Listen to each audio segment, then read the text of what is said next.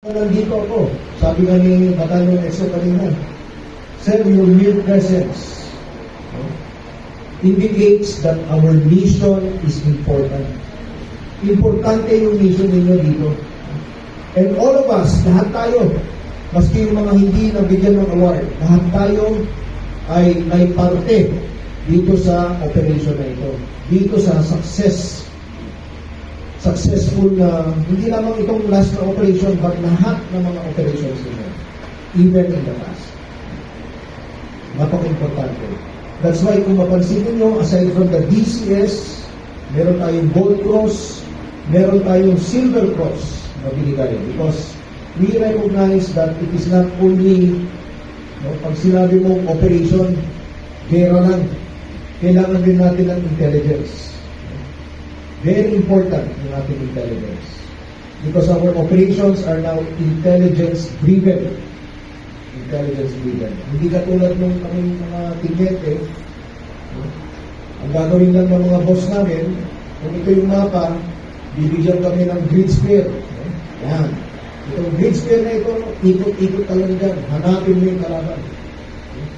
So wala nang gano'n. Halos wala na. Because we have technology, modern technology that we can use in order to pinpoint the location of our enemy.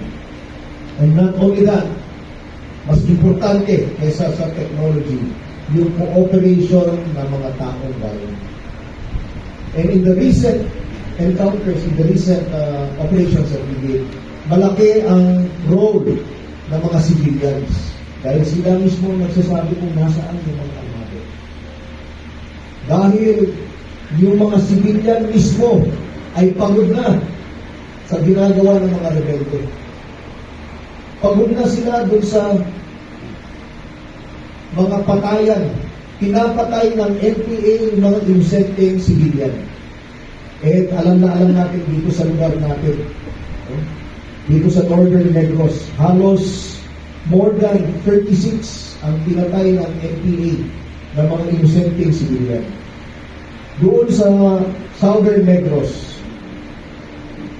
according to the brigade commander, mga 26 din ang pinatay. Simulan last year hanggang ngayong taon na ito. Pero kung kukunin mo lahat yun, no?